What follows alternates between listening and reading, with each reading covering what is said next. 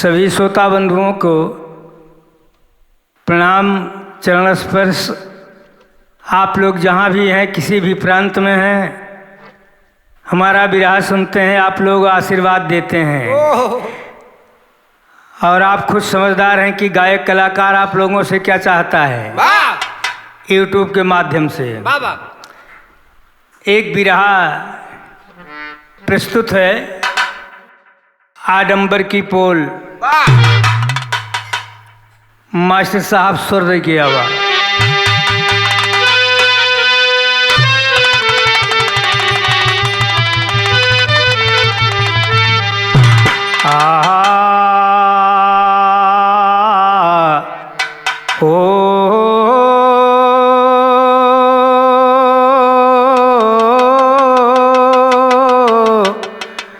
रमैया रमैया सावरिया,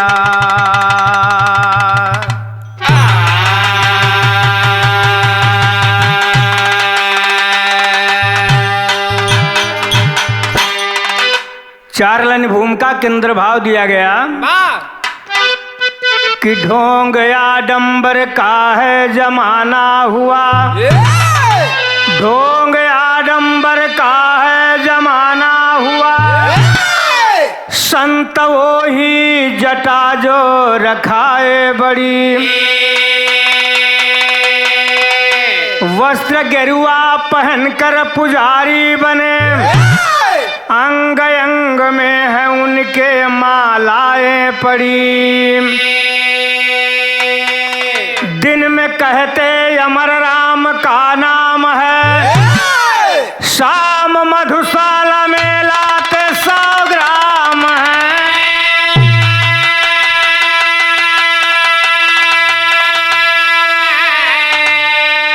नाम बदनाम संतों का करते हैं जो, आज दुनिया में वो ही कदरदान है।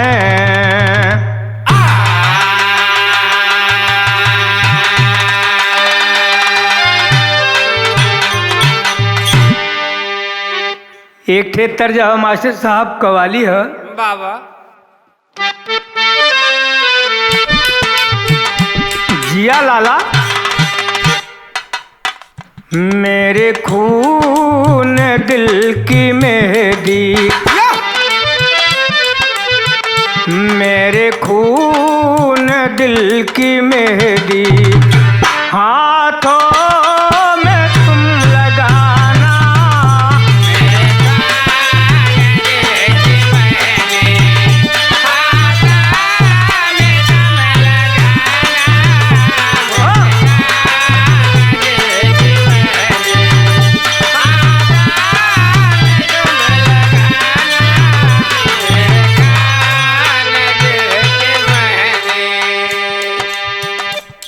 आप लोग समझ गए। यह तर्ज हो, गीत में कहना है कैसन बा जमाना,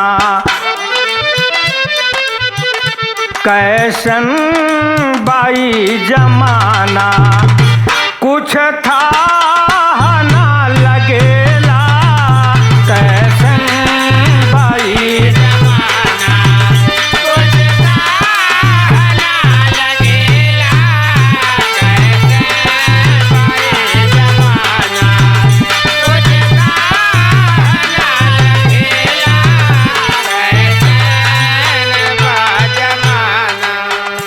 कैसन बाई जमाना, कुछ था ना लगेला,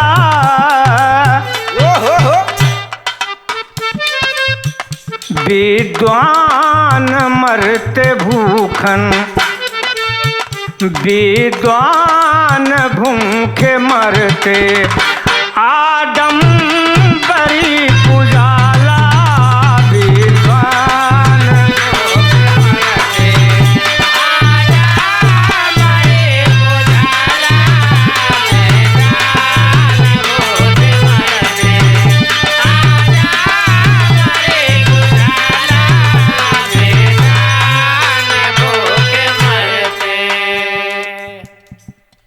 बाबूजी आडम्बरी चयन कर रहे हैं। संत बिचारा धूर धूप में साधु विराजे और रंग महल में मांस बेचने वाला रहता है। संत झोपड़ी में रहता है।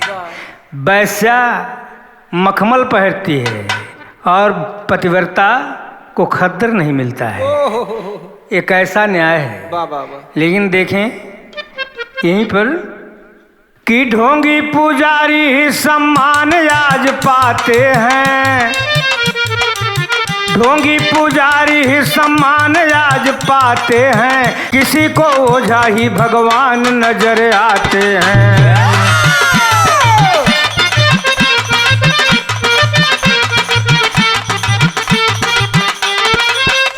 मध्य प्रदेश में एक गांव बसा पटनाबा। मध्य प्रदेश में एक गांव बसा पटनाबा, जहाँ आडंबर की मिसाल एक घटनाबा।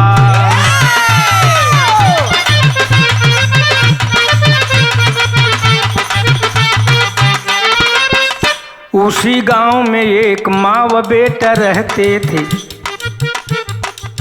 उसी गांव में एक माँ व बेटा रहते थे।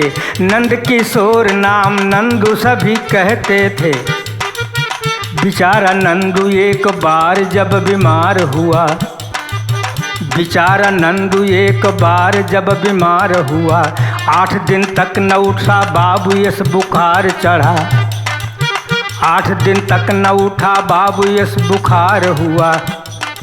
नंदू की माता जी ओझा के पास आई हैं। माता ओझा जी के पास आई है। नंदू की माता ओझा जी के पास आई है। नंदू की माता जी ओझा के पास आई हैं। बीमार लाल का सब हाल कह सुनाई है।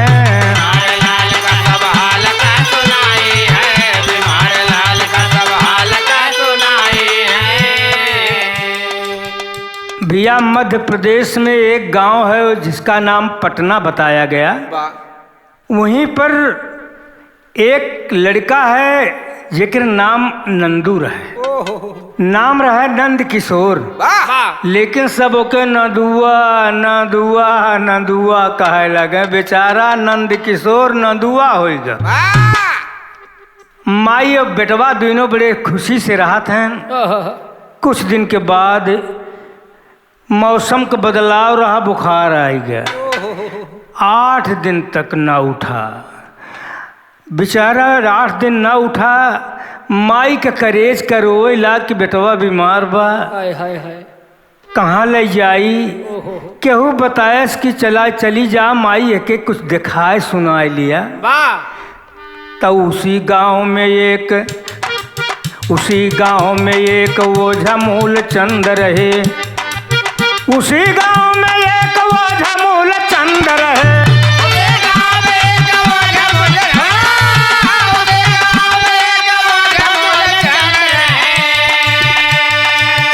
गांव के लोगों के साक्षात पार ब्रह्म रहे।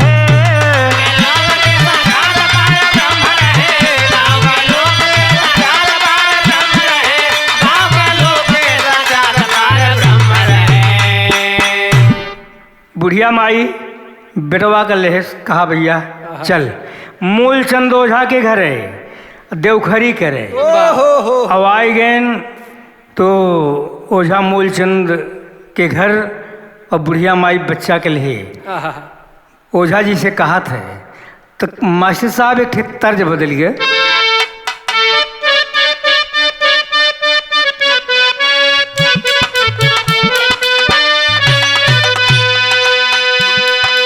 एकदम सही लाल यह तर्जा कि पियावा मिलल लाला मुंगवा बोल के सपनवा ये बहा।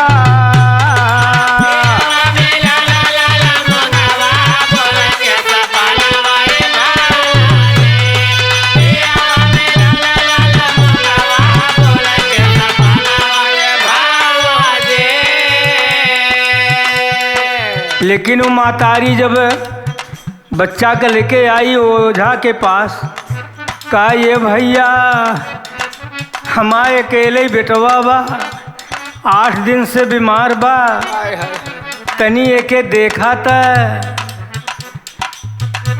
त ओझा जी का कहाँ, ओझा जी कहाँ की मानवतिया हे माई,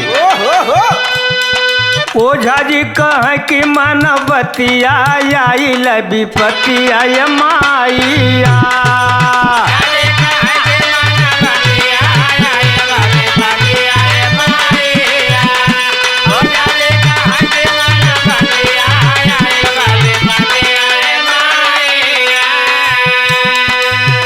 कहाँ तोहरे लाल के माई धैले शैतान हो,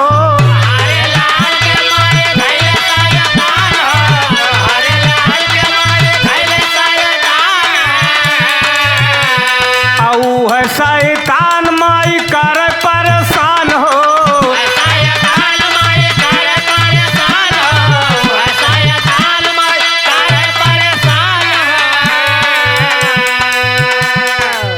लेकिन भगवै का जानी ही कमतिया आइल विपतिया ये माइया।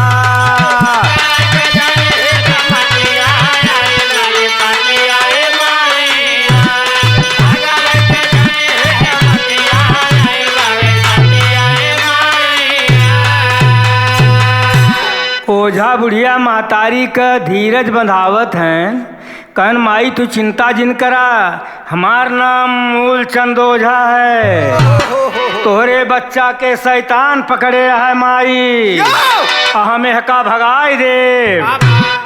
कहन अरे मोर बेटवा हमार अकेले बेटवा है, भगा देवा बेटवा, जौन कहबा हम तोन चढ़ा देव चौरी पे। ए भैया, लेकिन ओझा जी फिर बुढ़िया माई से कहतन कि भैरव बाबा का लेके जाई प्रसाद हो, बाबा के लेके जाए प्रसाद हो, भैरव बाबा के लेके जाए प्रसाद हो। और ठीक हो लाल देत बानी आशीर्वाद हो,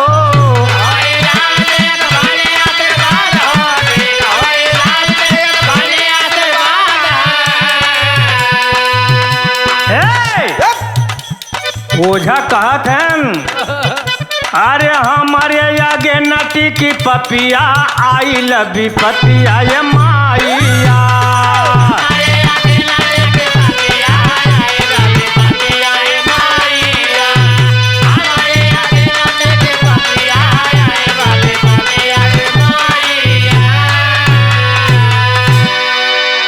कहन माई चिंता न करा, ई हमरे आगे टिकी न, चाहे कितना बड़ा भैरव होई, चाहे नारसिंह होई, चाहे काली दुर्गा कुछ हुई है, सेवा कुछ हुई है, भगा के दम ले। बुढ़िया महतारी कहे भैया बस यह आशा लेके आपके दुआरे आई है। ता आप देख एक ठे तर्ज बदल के भैया, तर्ज है बा कि अरे ओझा के वझाई देलू, सोखा के सोखाई देलू,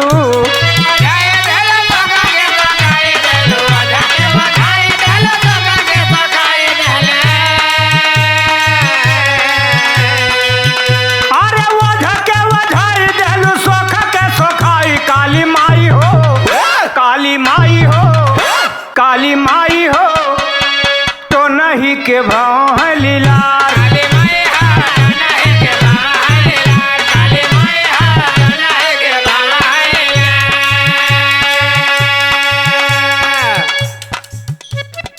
कलन माई आज ना, अब तू कल लेके आया, अजा कल लेके महतारी फिर गई, तो काव है कि ओझा के दुआरे आई, बचवा के साथ लाई,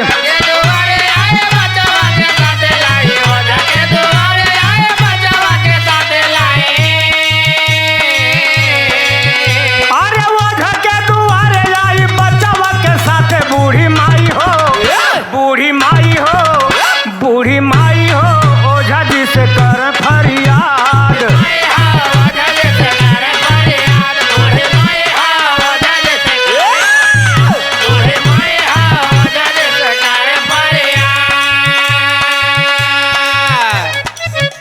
बुढ़िया माई बेटवा के लई के पहुंच के दुआरे।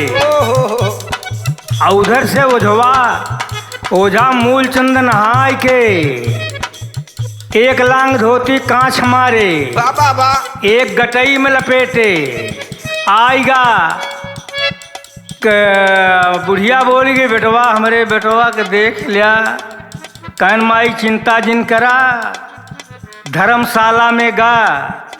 अब जब गया तब आंख बंद कर ओझा खूबया भुआल।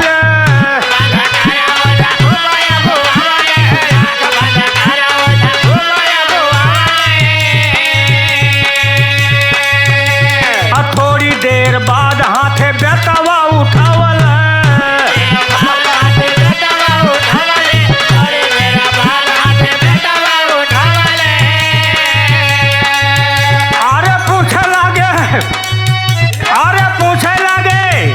पूछे लागे ओझा कौन है तू जल्लाद? बूढ़ी माई हो, बूढ़ी माई हो, बूढ़ी माई हो, ओझा जी से कर फरियाद।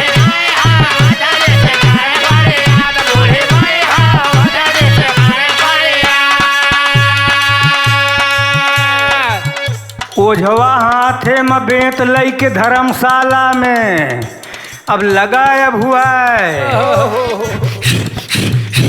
आई महाराज की हीरे में महाराज थोड़ा कमजोर है। बोल तो का चाहिए बताए रहे हैं। एक फेरी बाबा जल्दी ब्याह हुए वाला है नवंबर में, एकदम सही बताए रहे गुरुजी। सुंदर दुल्हन मिले बाबा दुहाई हो भगवान। कह दे तो कह दे ओझा हुआ था। बाबा बोल कौन है, बोल कौन है? अरे भैया नंदू बेचारे के बुखार बा, 104 डिग्री बुखार। वो बेचारा कह रहा था अपने माई का देखे, कहे माई, कहे भैया कष्ट सहा, ओझा ठीक कर गई हैं। सुने वाले भैया अंधविश्वास में मत पड़ा, देखा का होता। तब ओझा नंदू से बोला बोल कौन है? तो नंदू बतावत कि नंदू बना यही गांव का रहवार हो।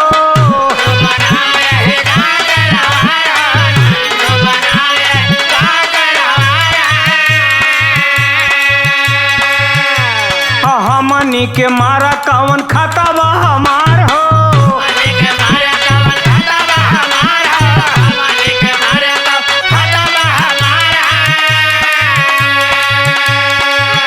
अरे छोड़ जा, छोड़ जा, छोड़ा महाराज तोहरे आगे जोड़ी हाथ। बूढ़ी माई हो, बूढ़ी माई हो, बूढ़ी माई हो, ओझा जी से कर फरियाद।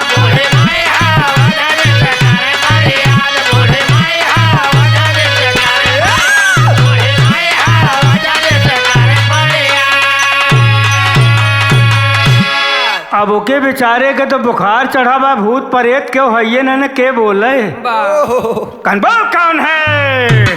कहा महाराज हमार नाम नंदू है, यही गांव में रही थे।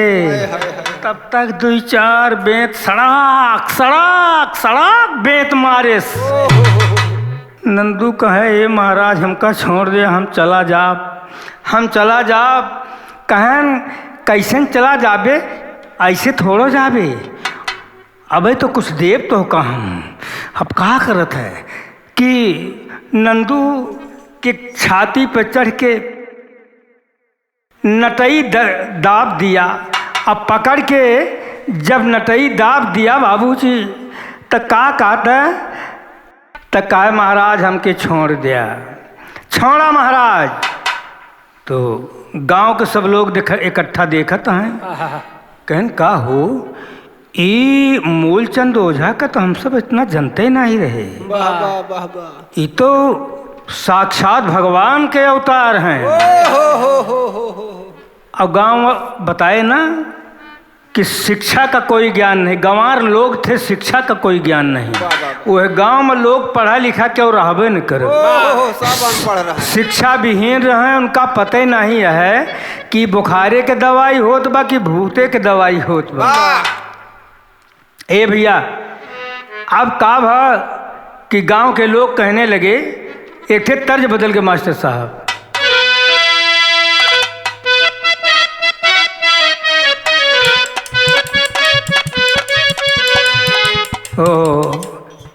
तमाम लोग यही के गाए के अंगने में फूल फूल गेनवाए ननदो, तब बजल बधैया दुवरे पर। लेकिन हम थोड़ा सा परिवर्तन किए का कि बाबा घुसनाथ बसे रामपुर खास में प्रतापगढ़ जिले में, बाबा घुसनाथ बसे नदी के किनारावा, आव नर नारी सब दर्शन के।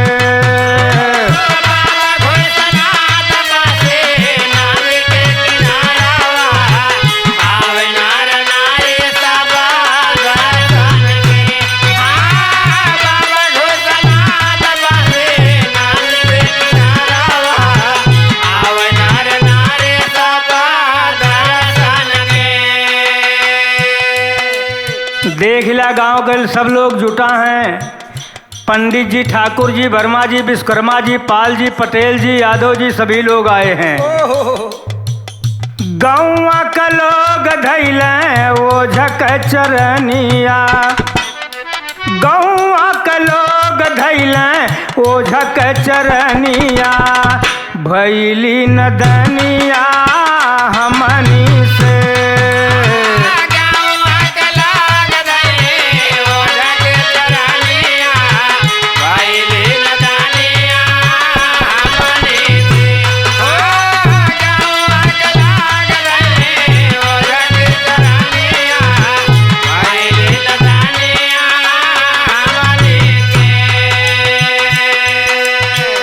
गांव के लोग पाँव पकड़त हैं, हम लोगों से बड़ी गलती हो गई। आपका हम जनबई न कहे, साक्षात भगवान लैके आए अवतार हो।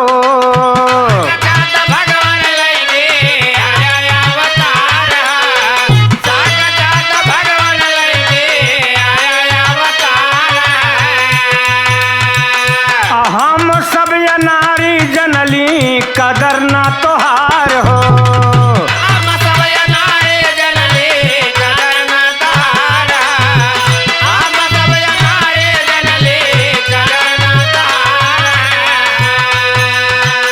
आवाज से हम लोग बानी तोहरे सरनिया, त भैली नदनिया हमनी से।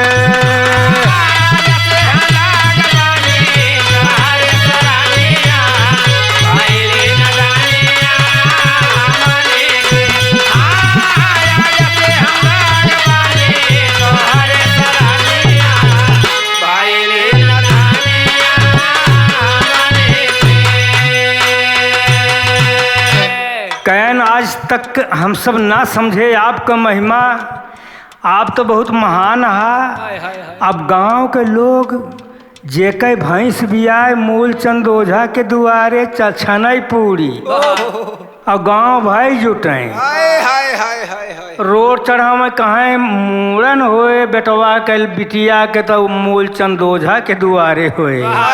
अब रोजे भंडारा होए लाग।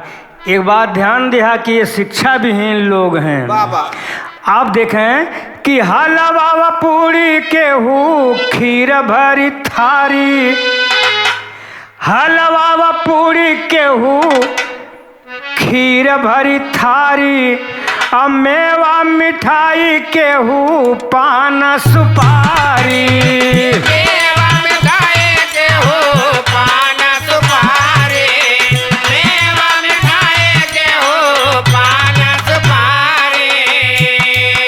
सुबह शाम भीड़ लगे ओझ ओझा बन गेनिया।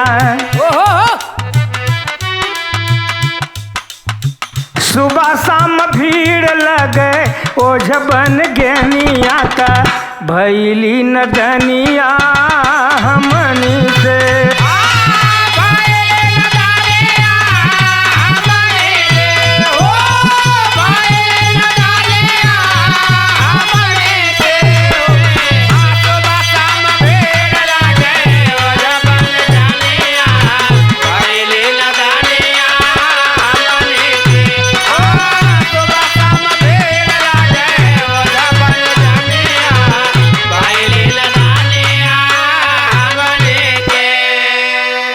बाबूजी वही गांव में एक पहलवान है, वही गांव में एक कल्लू पहलवान हो।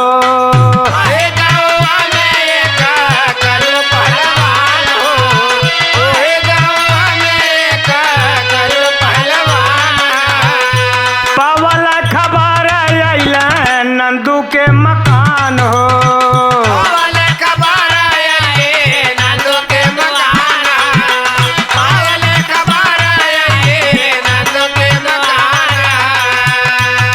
रोई रोई नंदू का है कल्लू से बचनिया। उही गांव में एक कल्लू पहलवान रहे जेकर नंदू के बड़ी दोस्ती याराना रहे। वो खबर सुने तब आया नंदू के दरवाजे। कहा भैया नंदू। कहा हाँ भैया। कहन सुना तेरे भूत लाग है। कहन भैया भूत का बताई। सुना रोई रोई नंदू का है कल्लू से बचनिया का भैली नदनिया हमनी से।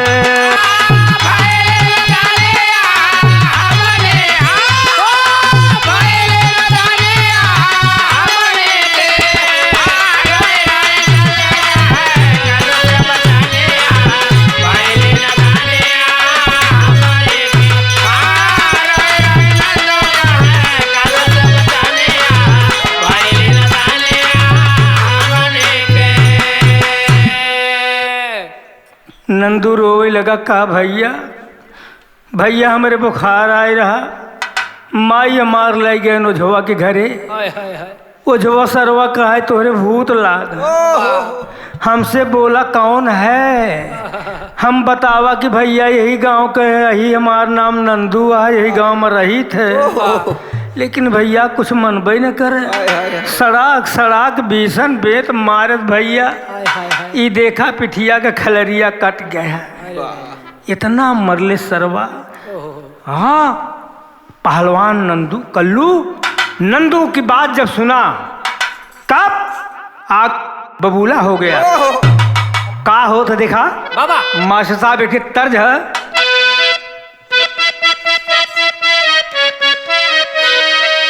यो बहुत सही बहादुर। अरे अच्छा अच्छा अच्छा अच्छा अच्छा अच्छा अच्छा अच्छा सीला दिया तूने मेरे प्यार का। अरे अच्छा सीला दिया तूने मेरे प्यार को। यार नहीं लूट लिया घर यार का।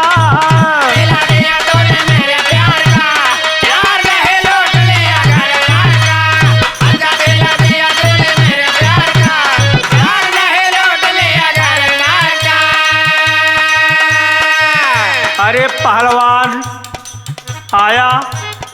अरे हमारे दोस्त का मारे ससुर, हमारे व्यवहारी का मारे। अरे कल्लू पहलवान के ही बात लागी है। अरे पहलवान मनई बाबा अरे कल्लू पहलवान के वो बात लागी है। अरे बदले की भावना जिगर में जगी है।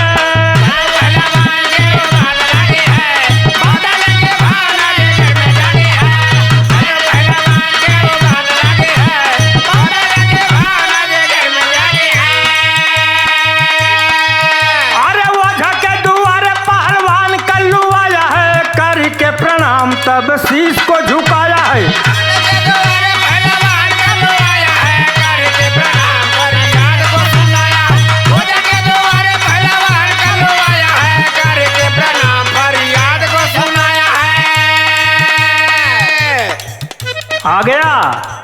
काहे महाराज ओझा कहन का कहे पीछे महाराज एक पिशाच लागी है। अरे पीछे महाराज एक पिशाच लागी है।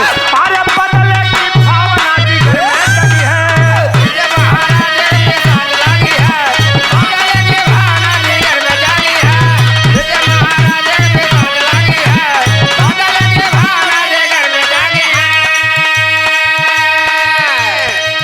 मूल चंदोजा मनबर सराहबे कर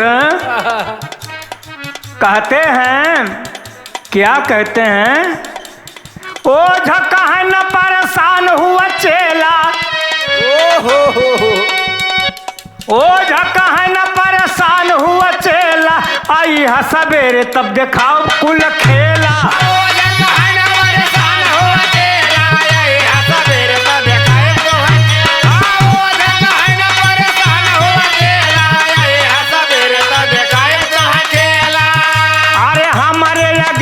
कपाई बागी है।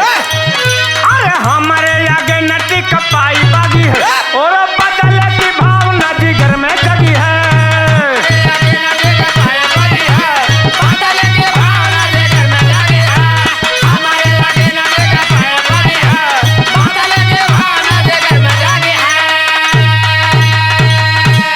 कल्लू पहलवान से मूलचंद ओझा बोले कि ये अब ही ना सवेरे ना शाम के बेला आया ता हम तुहार भला कह दे और पिचास हमारे आगे न टिक पाई। कलन ठीक। अब ओझा महाराज गए गांव के लगे यादव जी, पंडित जी, पाल जी, पटेल जी, वर्मा विश्वकर्मा जी के सबके बुलाए और का कहा थन कि संझिया के ओझा गाँव वालों को बुलाई है। संझिया के ओझा गाँव वालों को बुलाई है। होई के इकट्ठा सब केहू जाया आई है।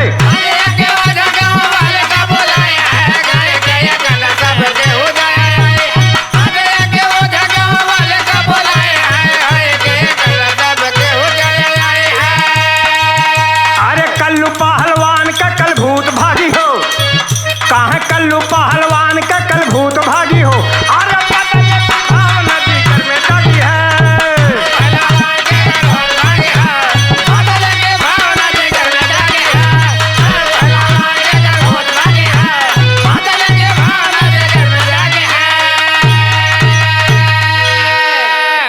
ए भैया सब गांव के लोगन को बुला लिए और कल्लू पहलवानों को शाम को बुला लिए। जब कल्लू पहलवान आए पूरे गांव के लोग इकट्ठा हो गए। आ जब इकट्ठा हो गए तब ओझा धर्मशाला में गए और लगाया हुआ है।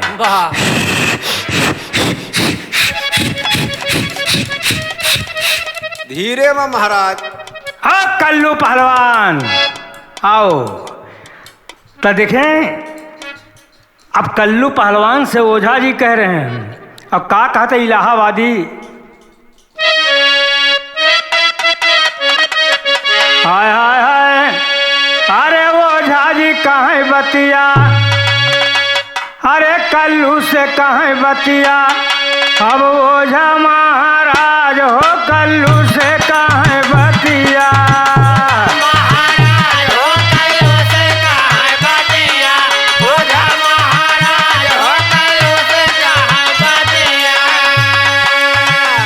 कहाँ कहाँ का पिचास बोला कहाँ से आए।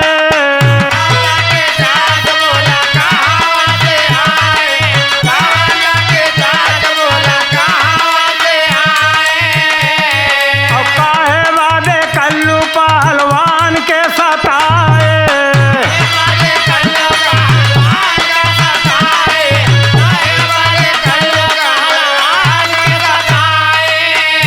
अरे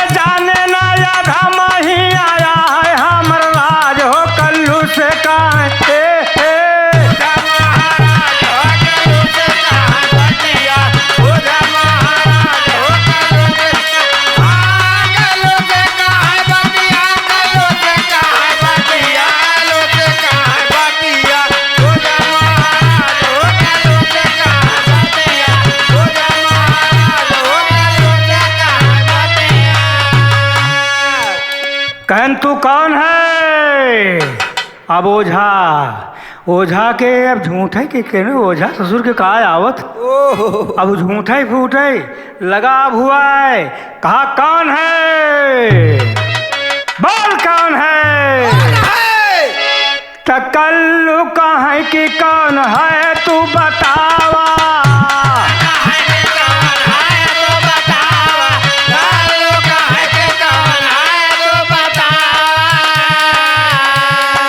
ओझा कहाँ है भैरवनाथ शीश तू झुकावा।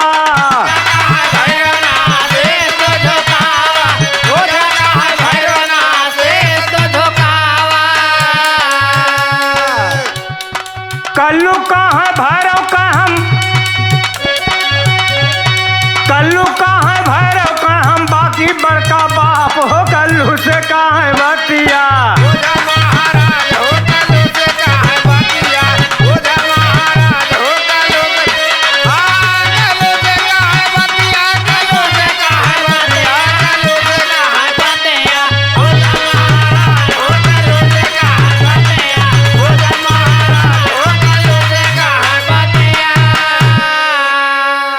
अब ओझा बुआए लगा,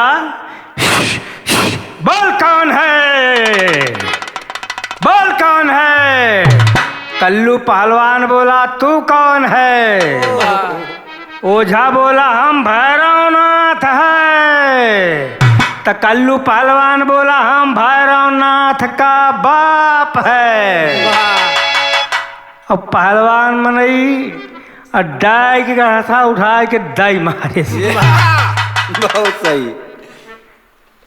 दाई मारे कहा सारे घुसाई देव तो वाह वाह वाह वाह। दुनिया का वझाई सुखाई, आवे न जाए लेवाई ले जाए। वाह। चढ़ाया है बुखार होके, अब बतावत है हमारे कुछ नहीं न कहता है तोहरे भूत लाग गए। जब दाई मारे तब गांव के लोग अब जब हाथ जद्दाई मारिस त हाथ गोड़ धाई धाई मस्कऊ पहलवान मनई। जौनी मुँह कपावे दहिना हाथ पीछे के घुमावे, बावा हाथ आगे के घुमावे, सोच रहे टेढ़ कई दिए। ढाई कब जहाँ पकड़ ले निकुरा पकड़ ले हृदय हड्डी टूट जाए। कान पकड़ पकड़ एकदम एकदम परेशान कर दिया। और अब ओझा लागे चिल्लाए और जो चिल्लाए लागे तो गांव वाले से कहता है गांव वाले बचावा बचावा। गांव वाले कहन है का बचाई। गांव वाले कहन का सो कुछ समझे तो कहें समझी का। समझे के बात ये है यमा के देवता नहीं समझ में आवत भैया। ये हमा के देवता का कहें अब हम समझ के बाहर है। एक बात हमका जनाता है कहन कि कल्लू पहलवान के देवता मूलचंद ओझा के देवता से बड़ा साहबर है। वाह। साहबर है तो कहें फिर देखें शिक्षा का अभाव यही करता है दोस्त। तो आप सब शिक्षा अपने बच्चों को दें। बिरहा गावे का मतलब ही है और देखा बिरहा के टेरी लगत मास्टर साहब।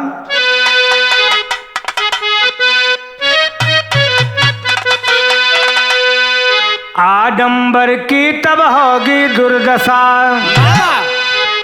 संत के संत मिली जब मिली है ढोंगी। संत के संत मिली ढोंगी के मिली है ढोंगी।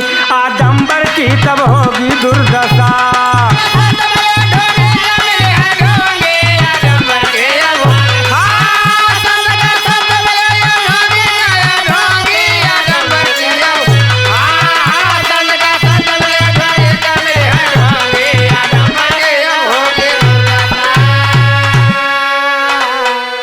गांव वाले देखें मूलचंद ओझा के गोल टूट गया, हाथ टूट गया, सब कुछ अंट बंट हो गया।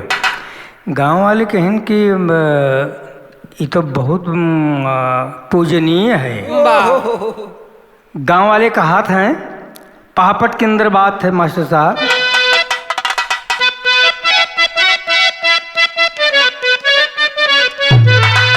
गांव वाले कहें महाराज आज तक हमारे सबका देखा सुनी मूलचंद ओझा करत रहे। अब आज से आप हमका सबका देखिया। तो अब वो तो कुछ पूजत पाजत रहबे न करे, वाह कुछ पूजत पाजत न रहे, पहलवान मन ही डर बैठक लगावे। लेकिन देखा यो बात है, कतो क्यों ना ये उठते, वो पहलवान झूठ मूठ के ऊपर का लगा देखा है, ऊपर का देखा है, बस देखता ही रहा। गांव वाले कहन कि जाना ये साक्षात भगवान से एक डोरी लागी बा। कुछ देर के बाद कल्लू पहलवान ऊपर से नजर नीचे कर लई आवा और लगा उलराय।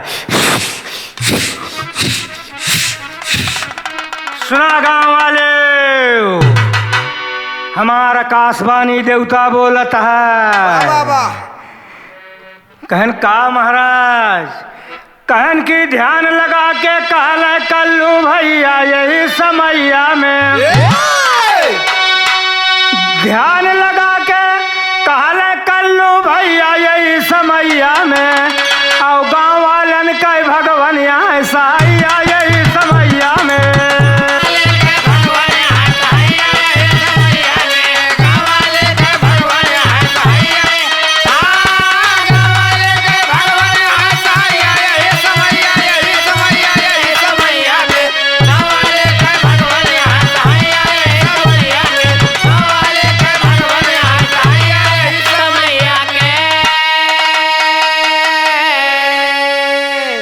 कहन हमार सोन चिड़ैया देवता बोलता है। वाह और सुना गांव वाले, हर घर में सुख शांति होवे और लक्ष्मी कई बास हो, अब करे खातिर शुभ घड़ी आइल यह समैया खास हो।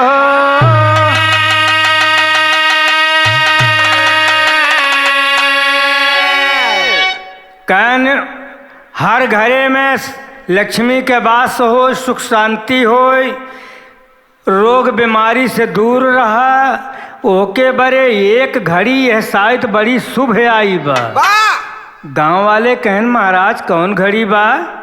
कहन सुना बताई, खाल जरा भी ओझा कह जे पैया यही समैया में, खाल जरा भी पई ओझा का पैया यही समैया में, और खुशी से झूमी वो कई घर अंगनैया यही समैया में।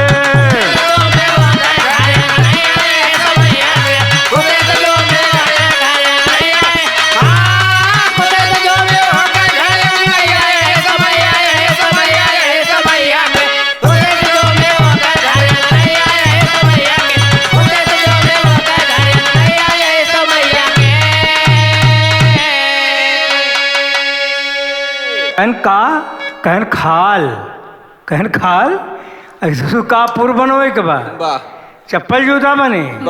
कहन नहीं, इनके खाल जे तनिव के पाए जाव्या और घरे में ले जा के धाई दे ब्या, तो समझ लिया कि तोहरे एकदम लक्ष्मी के बास हो जाए, बहे धान घर से। कहन ई बात, कहन हाँ तो ए भैया, अब गांव वाले ने जब ये बात सुने तो धन के लोभी लोग, और दूसर बात पढ़ा लिखा रहा है ना, शिक्षा के अभाव रहे, आल्हा के अंदर भाव दिया गया।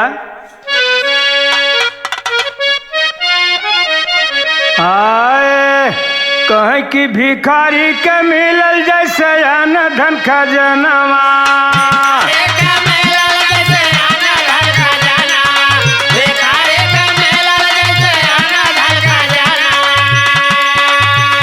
भैया भूखा शेर टूटे अपन पाई के शिकार,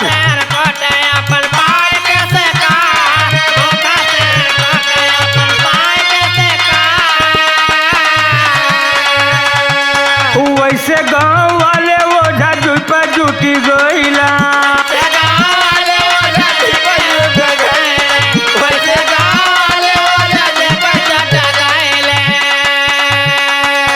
केहू खावे खाल, केहू पावे खाल, केहू लेके भागे बार।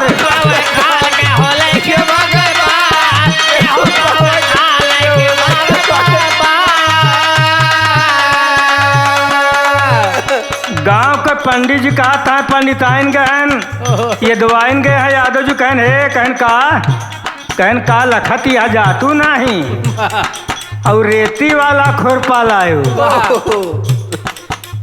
जौन खूब चालू हो वाह वाह वाह जे जल्दी जल्दी में गवा के चाकू पास के खुरपा पास के हंसिया पास के कुछ न पास सूजे सूजनी रही नाव नहाने लेके दौड़िया अपन केहू बिलेटे लेके दौड़ा आई गए सब वाह और लागन अब छोले चाम भैया देख ला है आडम्बर के लोग जनता जब जागृत हो जाए तो ये दशा हो आडम्बर वालों की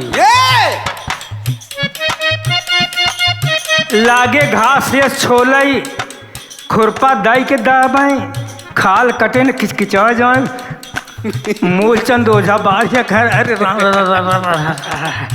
कहाँ चौबे वाह चौबे पूरे चमड़ी में खासियत बा सन के ना इतना महंग तोर चमड़ा वाह कि ससुर तनिको माछी के मुड़े बघरे चला जाए तो लक्ष्मी से भंडार भर जाए हाय हाय ढाई ढाई घसो रहे सुजनी अब चिल्लाए जाना पासी घेंटा के घसो रहता वाह ओझा जी चिल्लात हैं लेकिन गांव वाले मानत नहीं हैं शिक्षा विहीन है ना शिक्षा विहीन गांव है इसीलिए तो देखा भैया कहाँ काटत के समैया जैसे घेंटा चिचियाला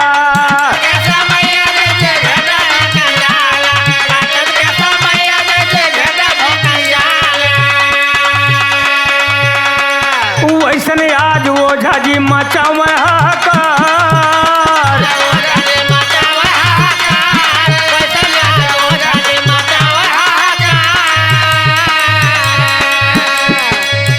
भैया जवन गांव वाले उनका राम ऐसन पूजाए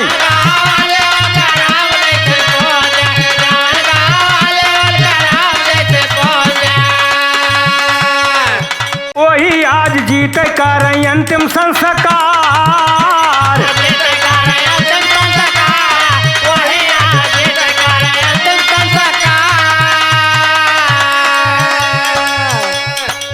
चमड़ा छील के जब गांव वाले छोड़ देन भैया चमड़ा छील के जब गांव वाले छोड़ देन तब ओझा गजन सुरपुर का सिधार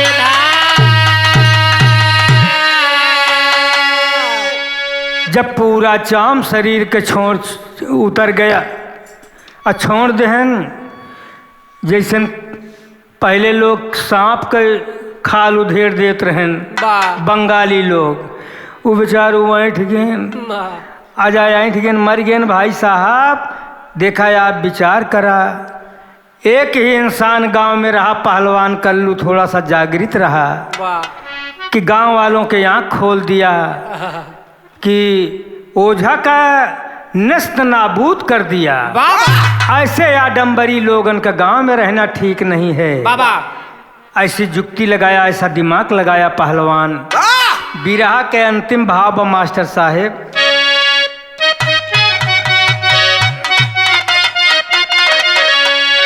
अरे संत महापुरुषों का अब सम्मान चाहिए लेकिन ढोंगी पुजारी का ऐसा ही अंजाम चाहिए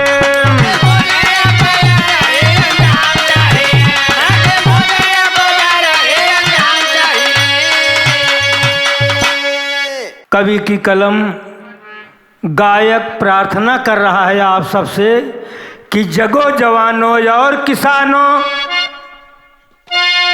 आडंबर से नाता तोड़ा ढोंगी पुजारिन के आगे बाबा अरे बढ़ के भंडा फोड़ा आज के युग में जागृत हर इंसान चाहिए तो ढोंगी पुजारिन को ऐसा ही अंजाम चाहिए।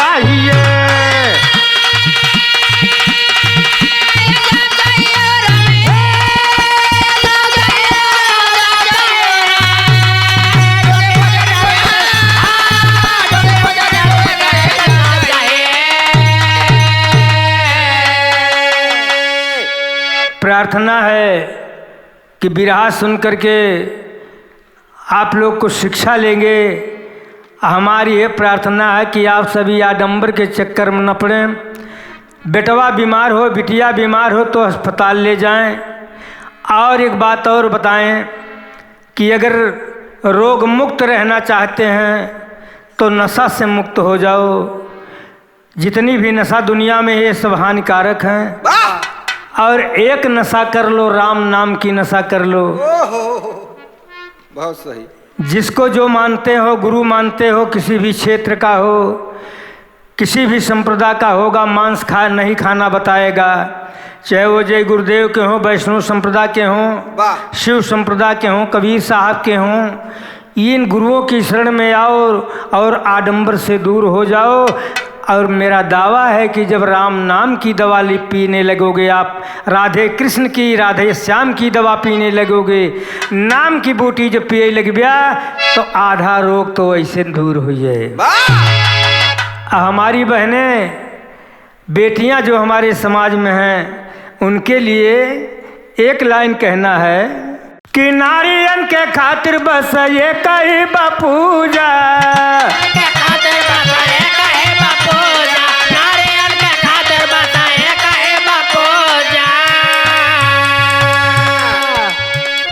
अब पाती देवता से बड़ा देव नहीं दूजा।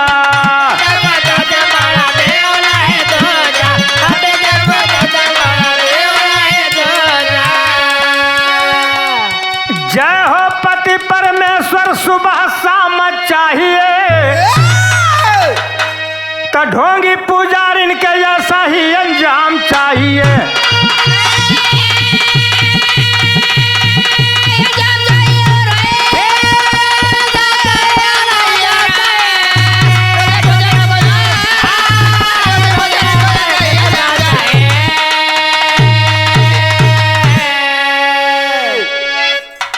ये विरहा समाप्त हुआ। और जब सुन के 2-4 बहन बिटिया, 2-4 भैया नशा छोड़ देबा, शिक्षा पर जोर देबा, तो हमारी विरहा गाना सफल हो जाए, जाना हमके बहुत दौलत मिल जाई। अंतिम लाइन हो, बदलदास बाबू जगजीवन, माया राम गुरु सूरजपाल का क्यारी।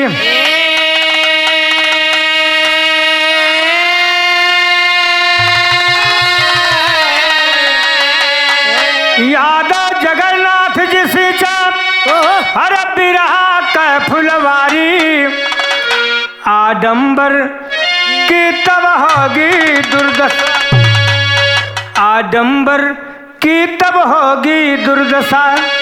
कविवर गुरु शरण कविता में भइले जोगी, आडंबर की तब होगी दुर्दशा।